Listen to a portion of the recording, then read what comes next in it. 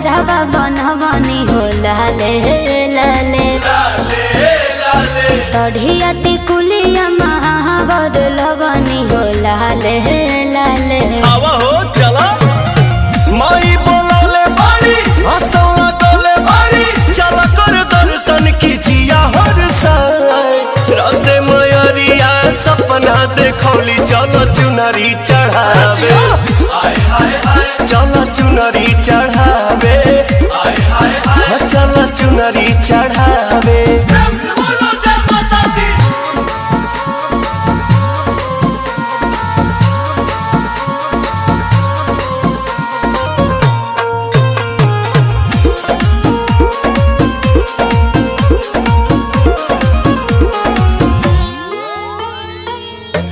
काला सारा खायल दियारी जगमग जाता भक्ति के भाव में मनवा जय जय करता। झुमुका हरावा सुनो रे गधरा गधरावा सुनो रे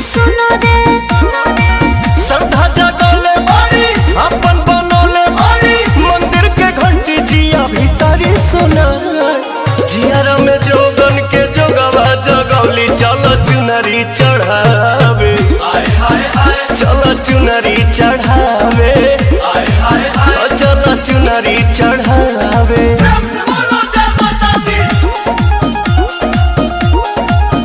हेलो दोस्तों, हमारे वीडियो को लाइक करो, पसंद आए तो शेयर करो, कमेंट करो और फैला दो और सब्सक्राइब करना ना भूलना। तो ऐसे ही प्यार बनाइए रहिए। सपोर्ट करिए प्लीज, आप लोगों से हम जुड़िया है।